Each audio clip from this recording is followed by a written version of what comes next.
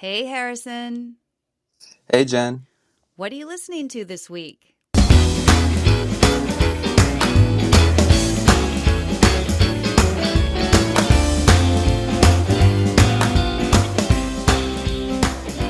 Welcome to What Are You Listening to This Week, the weekly podcast where we talk about our favorite songs. Some old, some new, all good. I'm Jenn Tully, and this week I'm joined by the multi-talented Harrison. Harrison is a DJ, singer, songwriter, and producer based out of Los Angeles. He's collaborated with Guest, Dude Baby, and one of my favorites, Taylor Ravenna, just to name a few.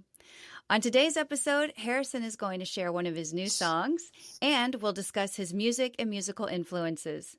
Also, did you know that now on Spotify, you can listen to the show with the songs we discuss incorporated? Just search for What Are You Listening to with Music. If you're not listening on Spotify, be sure to give the playlist a listen and then tune into our conversation. With that, let's get started. Harrison, what are you listening to this week? Hey, yeah. I'm listening to my own song on some shameless promotion, but for real, one of my new song of mine, "Home," just came out on Friday, and it feels like a bit of a newish direction, like a new place for me, and I'm excited to share a few things about it, and talk to you about it first here on the show. Thank you. Well, the thing I love about this song is it sounds so joyful to me. And I don't know if that's the emotion you were Mm, trying to convey, but just from the very beginning, from the first beat, it just sounds like happy. Like if I could put happy into a noise or a sound, that's what this reminds me of. What were you trying to convey with the song? sure, sure. I mean, I don't really. It's hard to say. It's not like I stepped in and I was like, I'm gonna make something that sounds hopeful Okay. necessarily. I don't really. It's with me. It doesn't work very linearly. It's kind of like I'm throwing a bunch of paint, just trying a bunch of things, and something will catch my ear, and I'll find like the core of something that really, really excites me, which was sort of the main sound that you get in the beginning that starts off that you're talking about, the dun dun dun Yes. dun dun dun, and then that combined with like the vocal thing that goes over it, um, that just really really well, I guess what happened first was sort of the sound, and then sort of when the drums come in, like the pseudo drop sort of section where you get the rhythm Yep. and drums and all that, and that just, I don't know, just hearing that, I remember just being really really excited, like wide-eyed, like wow, this really resonates with me, and I just want to commit all my time over the next, I guess, a week or so to just finishing it, seeing it all the way through. Yeah. It's so interesting Uh, because with electronic music, I feel like you have so many choices and zero limitations, right? Like you're not mm-hmm. limited by your vocal range or the skill level of your Right. lead guitarist, right? So how do you make Mm-hmm. choices? Like what you're talking about? Like how do you Okay. choose? Like is it all instinct or do you just know when the song is done? Like it seems like it seems Okay. impossible for me to manage that or to imagine that like in a week you pulled this song together. Like, how does that go for you? Right. Like, how do you choose when something's really good, or how do you choose just anything? Choose a sound, choose all that stuff. Yeah, like I said, I feel like you have so many tools at your disposal, Yeah, yeah, yeah. and like no real recipe, it's not like you're Mm, following anything. So I imagine like a kitchen with every ingredient you could ever imagine. Like, how can you possibly pick what ingredients to sure, use? Like, how do you sure. do that? Okay. I think it's a combination of having like base things, like fundamentals, like the salt and the pepper, or the things that I always reach toward, like similar. I'll have a folder of similar drum sounds that I'm resonating with and I'm using, or samples that I go to. Um, or I have a few bass sounds maybe that I'll have on hand I'm using at the time. So I'll have some things that I'll always reach toward Okay. during the time period that I'm resonating with certain sounds. And then there's always like another factor, which is just exploration. Like, I guess in this case for this song, well, there's a website called Splice, which you might have heard of, which is a website producers, DJs, artists, even film scorers use. Huh. It's called Splice, and it's a huge sound bank of sounds where artists submit sample packs, and you subscribe monthly. And the sounds are very, very, very high quality. And I'll just download a bunch of things all at one time. Like in 2 hours, I'll just spend all my credits below the bank, download a bunch of sounds. And when, a week later, a month later, whatever it is, I'll be creating and scrolling through things, and I'll hear something that catches my attention. I mean, this is one way something is made in my situation. And in this case, there was the main sound you hear, except it was a bit different at the time. I wonder if I could find, I don't want to find it right now. I could find it and play it, but it sounded, it wasn't like plucked. It wasn't like, gung, gung, gung, gung, gung, gung. It was like held out things. Like, imagine like held out piano chords. Okay. That makes sense. And I sort of manipulated it to the point where it was just little plucks, and then sort of kept on messing with it until it became sort of echoey, and that really excited me.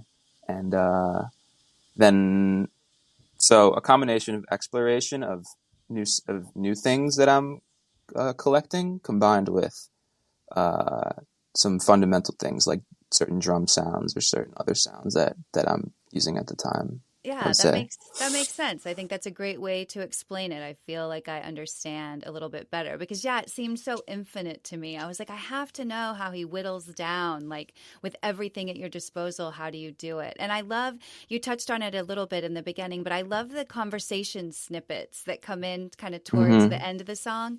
How do you choose those? Do you have somebody record them? Are they things that you've heard? We might get into that when we get into your next pick, because there's some of that as well. Right, there is that in there. But tell me, The voice like memo for stuff. this song, like how did that go down? Are those real voice memos? Did you? Yeah, they're all voice memos from my phone. Wow.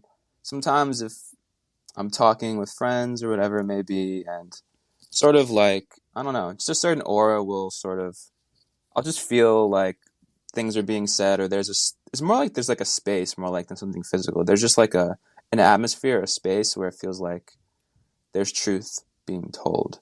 And I've gotten in the practice of every now and then throwing, just without anyone knowing, obviously I have to do this sort of secretly because it'll change the way. I don't go, hey guys, I'm really feeling this vibe, I'm going to record this. I have to sort of like do it a little secretively, without anyone knowing, and I'll just record some stuff and a lot of it's like that, and some of it's sort of random. I don't know, random things that will just be sometimes when you're doing musical things and an idea comes, you'll just turn the voice memo on because you'll forget. And I'm sure maybe you've heard that phenomenon before. Yeah. But I think in this case, I had some voice memos that were more so of the first vein I was talking about, where I turned it on without anyone sort of knowing, and it's sort of random. Actually, yeah. Well, one of them is that case, and the other one was my friend was just doing this funny impersonation, and I wanted to get it on recording, so I was recording the room for like 20 minutes, waiting for him to do it without him knowing. But the choice of me placing them was sort of a bit random. Like, they don't necessarily mean anything implicitly with the words they're saying, and I feel like it's supposed to be sort of a little bit of like a wash, a bit of a like sort of just moments passing by in a quick fashion. And like I didn't go through the whole thing and like took an hour to choose. I kind of just threw something in there, and like I knew the feeling I wanted to get from it. Yeah, it's so cool. And kind of just found it, and and I like it. I think it's cool because it imparts certain humanity or certain, just life.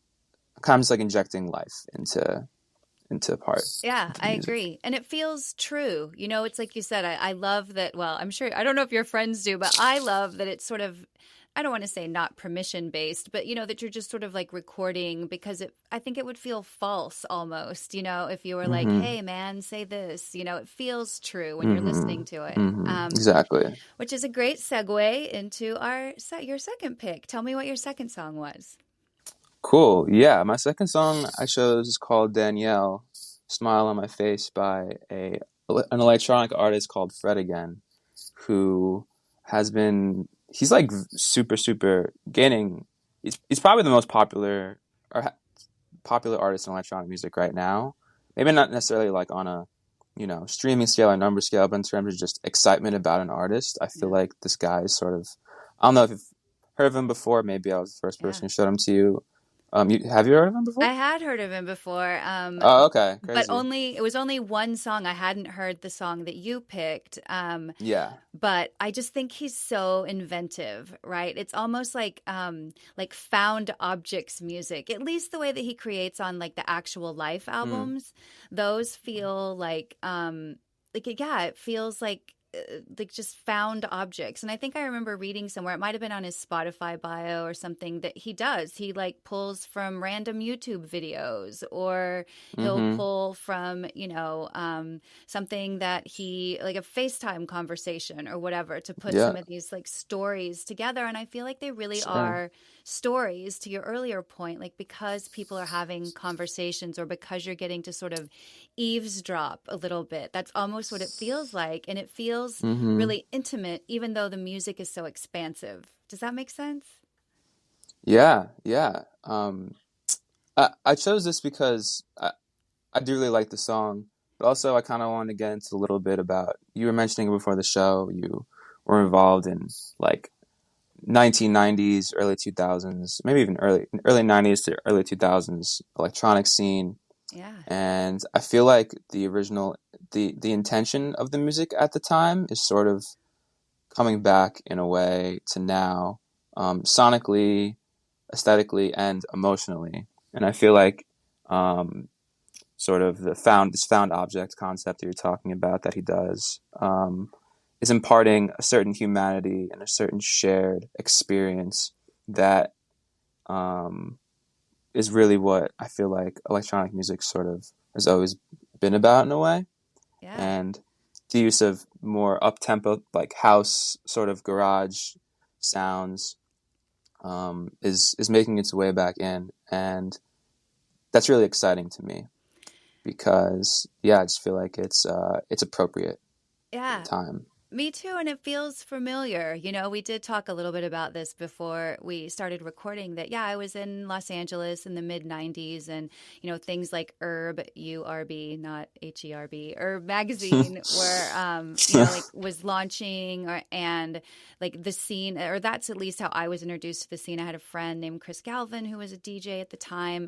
Jason Bentley was just getting his start on KCRW with a show called Metropolis, and there was a club called Bossa Nova that played a lot of like early DJs. And so I got to see a lot of that has now Mm. become iconic. And so I do love this resurgence in electronic music because it feels like my electronic music. It feels like it's Mm. going back to sort of those early days when I first heard Daft Punk, or I first heard DJ Shadow, or even, things like Mm-hmm. Chemical Brothers and stuff like that were just coming out. Sure, sure. And, I was working at DreamWorks at the time, so I had access to DreamWorks Records, which the Oh. Chemical Brothers were on at the time. So I Mm-hmm. got to see some of that early stuff as well. And it feels like, especially Fred Again, especially your new song, really felt like Mm. it was coming back to that place for me. Yeah. Thank you. That's a high compliment. Yeah, it's really cool to have to have your experience sort of confirm my hypothesis about my Yeah. view, sort of looking at things. Um, yeah, what else about the song? I love the Uh, lyrics, I have to say, and that's not something you often call out in electronic music, is the lyrics. I don't know if they right. resonate with you or not, but it's like such a sweet Sure. love song, yet still so danceable, you know? Yeah, he actually samples.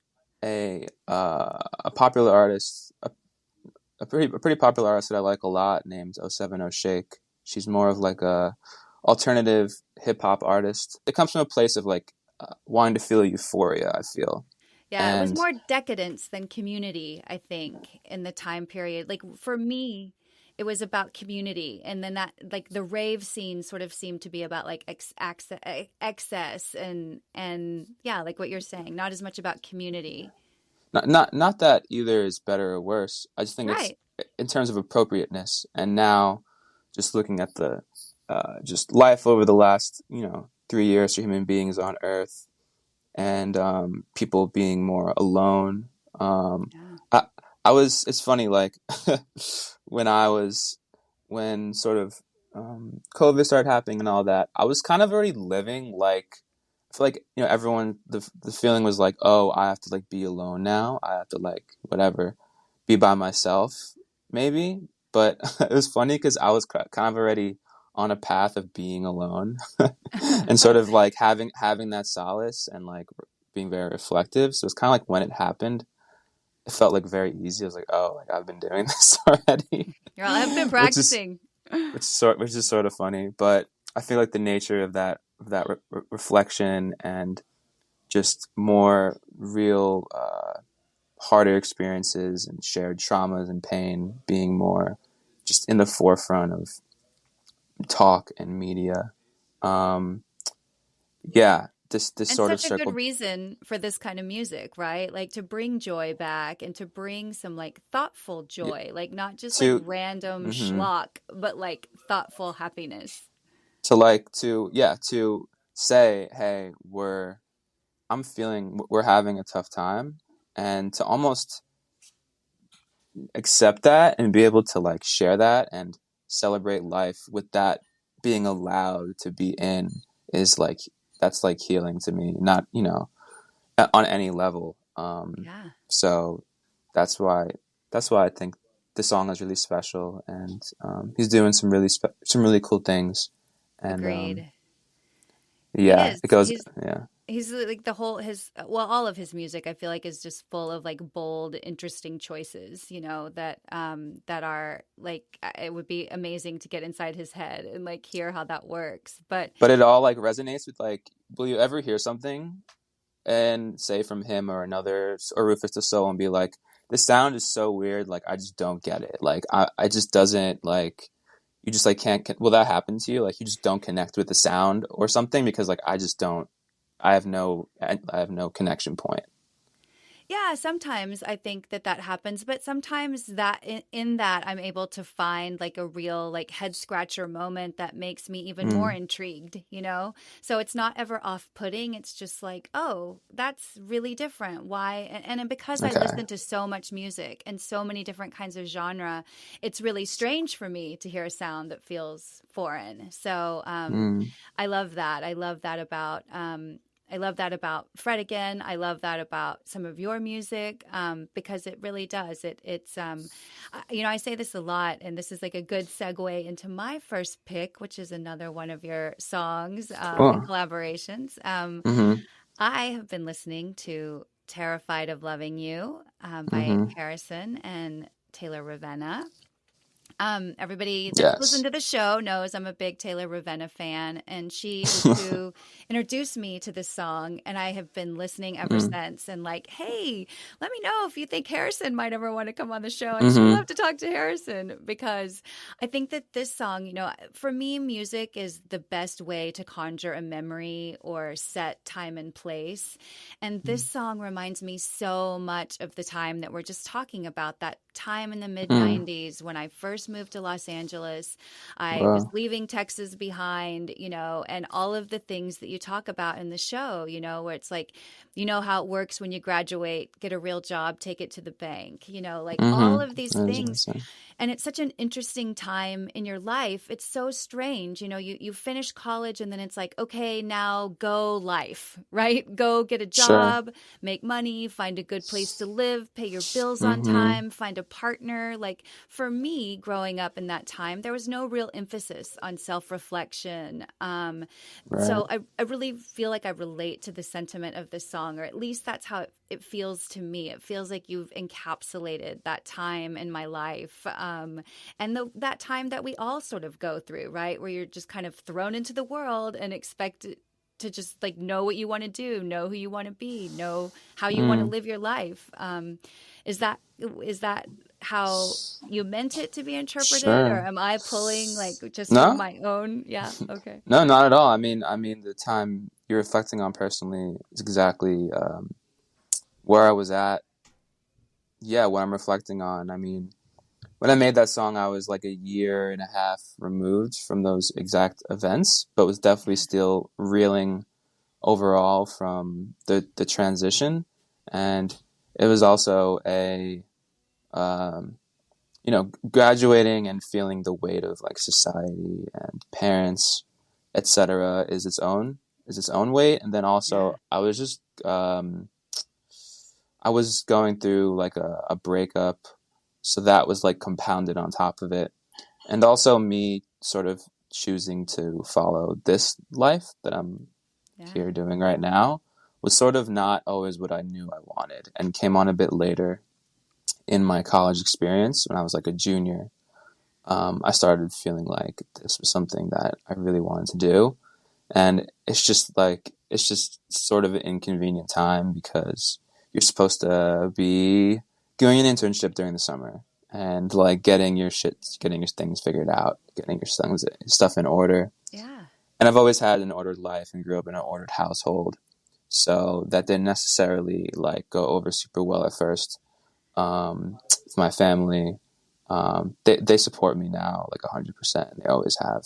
But just that initial, I mean, I get it because if I'm putting myself in their shoes, me after 20 years, be like, hey, I want to do music. I've never shown you a song. I DJ with my friend, but it's just like, all They're the like, amounts of, wait, what? yeah, sure, exactly. All the amounts of questions that come with that. So, if I could, yeah, I guess that means I did a good job then because Yeah, you did. You did. And I'm because so I guess it grateful. worked. I guess it worked. Yeah. So I mean, just a little. So I lived in North Hollywood for a year, and then I moved to Highland Park with my cousin Steven, who's also on the song. He produced the song with me and wrote it, and it was like the first week or two we moved in. Um, Wow. I we made like we just set up his studio. We both set up our own studios here. He just set up his studio, and we were playing around with like sounds, and he played the sound that you hear and that opens the song, like the Oh, I the love soft that. synth thing. And Yes. it was like 5% different, and I changed like, but he played this thing like just playing around, and I was like, nah, like record that. Like I really connect. Like I So really good. like, can you just record it? And he recorded it. I nudged the thing, and he was leaving. He was leaving to go to a friend's house, and I was like, just sit on drums.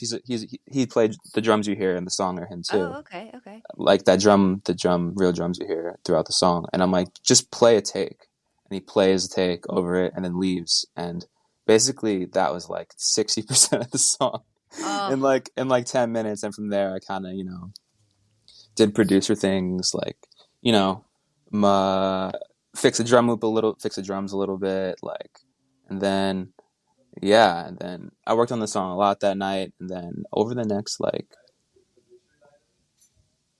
week, got most of the song done, um, the chorus and some of the verse stuff. I had to work on the verses a bit by myself for like a month or two because it's weird. Like well, I was making the song the same night I'm talking about, and got in the vocal booth, and just started. Sort of what happens. I mean, it's different for all musicians, but for me, I'll just get in and sort of just let my mind go, and I just do random things and try to have zero like idea of what's gonna come next. Kind of just like freestyling upon it. And the very first line you hear, the "Mama gonna see me when I work, right? Working all day to the nighttime," is in that take, in that freestyle. love and it. And I ended up like having to um I ended up having to one write the rest of the song. I got some things in the freestyle, some lyrics and such, but I had to work on like capturing the sort of the tonality and the mood of what I did in the original freestyle, which was a learning curve for me. And down the road, I was going to get to Taylor, where we had a chorus, and I figured it would sound really cool with a girl on it, and I Yeah. know Taylor would sound really good on it. And the chorus actually sounded a little bit different, and she tweaked the melody a little bit, and we recorded it. I don't know, a few weeks after I made it, and then it was like it was a bit of a longer process than the first song we talked about, um, Well, but it's very rewarding. magic. Yeah, it delivers. It's a song that I go back to so often. And it's, again, it's hard for me sometimes to pick whenever we're on the show because there's stuff, I love so many different songs from an artist's catalog. Mm, But this one was one I knew. I think from the very first time we spoke, I was like, just know that Terrified of Loving You is going on this list. And then cool. my second pick, which is another favorite, is a remix of Cool Kids that you did with Dude Baby.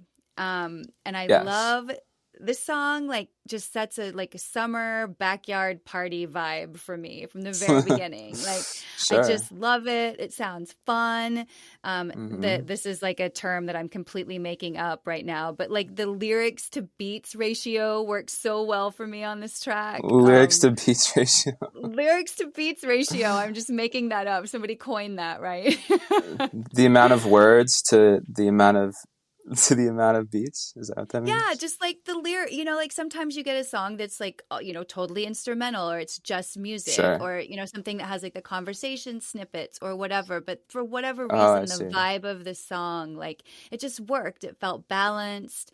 And so I wonder like how, like, especially when you're collaborating with somebody, like how do you navigate that? How do you know, like, how are we gonna make this Hmm. work together so that it sounds like one thing, not two people's Right. ideas or three people's ideas or whatever. So I actually did it. I did this when I was at home at my parents' house, like last summer. So I wasn't with Dude Baby. I think they just put out the song, and I was just I did like the first 30 seconds that you hear, like Okay. the intro, hanging with the Love. dun dun, and then the little Yeah. drop section, and I sent it to them, and they were like, "Wow!" They were like we're away with friends, and we just put this on, like we just played, like, "Oh, my friend just remixed the song, let me put it on," and everyone was like, really liked it, so they got really excited about it, and it sort of reaffirmed, like, "Oh, this is really," because there's a bit of hesitation sometimes when you work on something for a bit and you're just not quite Yeah. sure. And this was a bit of a reaffirmation. There was shared excitement. And then over the next week, I kind of just worked on the whole rest of the song. And so we weren't in the room together during that time, but it was sort of when I first started to play around with like how with more house tempo. I think it sort Yeah. of it's what started that. Because at first it's slow. It's like halftime. It's slower tempo when the song starts in like the drop thing, Yeah. drop section, and then yeah, then I remember just taking it to more of a up tempo like house place felt right afterward. Um, So good. And that one has a voice memo too. I think that was one of the Yeah. first times I did that too, from a completely different, yeah, completely out of context situation that I put in the context with the with the With the song song. with the Well, song. Um, I love it and I yeah, love everything that you do. So thank you so much for coming on the show and talking to me yeah, about your creative process. It's just so fascinating to me and I mm, love that you're kind of bringing back that mid 90s electronic music sound. Like I'm mm-hmm. not saying you have to stay there, but I'm saying I'm really enjoying it while you are there. um Thank you. and for our listeners, you can listen to all of Harrison's music and remixes on Spotify, SoundCloud, Apple Music, or wherever you stream. And to keep up with all things Harrison, you can find him on Instagram at Harrison Online. That's HARRISUN Online. And to our listeners, please join me again next week to find your new favorite